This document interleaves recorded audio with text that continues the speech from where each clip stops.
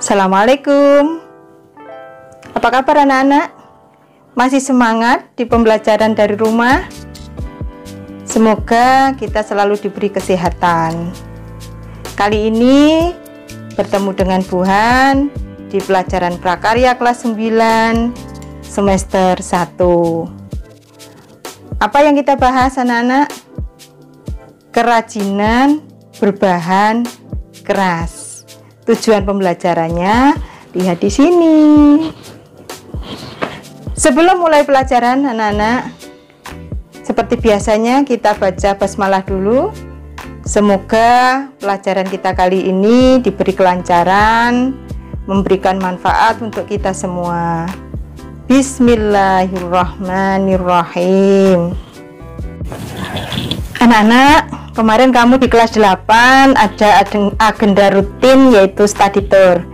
Tentunya anak-anak punya souvenir dari sana ya, oleh-oleh souvenir itu ya. Nah, kalau kamu amati dari souvenir yang dipajang dengan berbagai bentuk yang indah, tentu ada yang dari bahan keras. Kita tinjau dulu ya, kita bedakan dulu bahan keras itu ada dua, yaitu bahan keras alami dan bahan keras buatan. Kalau bahan keras yang alami itu kita mudah memperolehnya karena sudah tersedia di alam, disediakan oleh Allah, ekonomis ya. Saya berikan contoh bambu, rotan.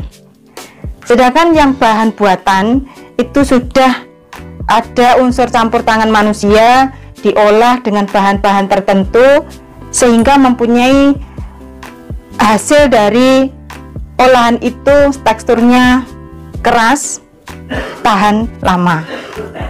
Kemudian kalau kita tinjau ya, nanti bahan-bahan itu sudah menjadi produk kerajinan yang indah, yang siap pakai, siap dinikmati berdasarkan fungsinya.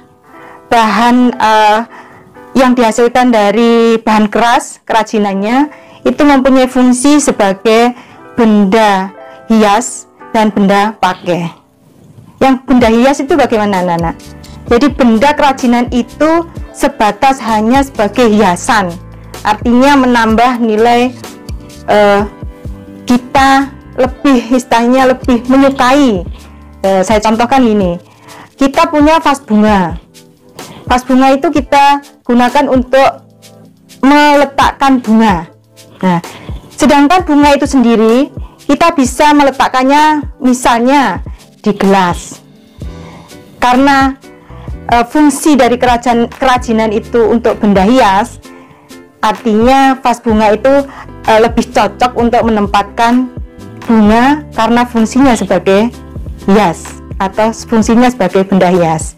Sedangkan yang sebagai benda pakai, di sini kerajinan dari bahan keras dikedepankan sebagai benda yang digunakan untuk membantu keperluan, misalnya keperluan rumah tangga.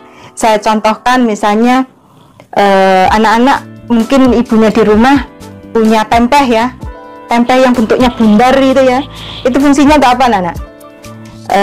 Untuk membersihkan beras ya, mungkin ada sisa-sisa kulit padi yang sudah digiling itu, ada kulit sebagian kan ada yang masih katut gitu ya, masih ikut dengan berasnya. Nah, itu dipakai tempeh itu untuk menghilangkan. Nah, jadi fungsi kerajinan itu yang sebagai tempeh itu tadi, itu fungsinya untuk benda pakai, jadi lebih dikedepankan untuk membantu ibu kamu mempermudah.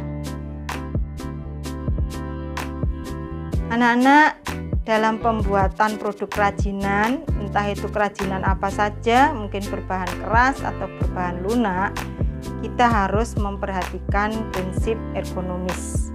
Prinsip ergonomis itu ada 5 anak-anak.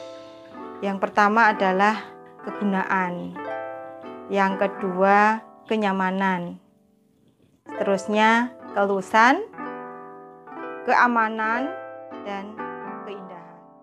Saya kira pembelajaran kali ini kita cukupkan sampai di sini ya anak-anak ya. Jangan lupa Di akhir video ada tugas, kamu kerjakan seperti biasanya ya.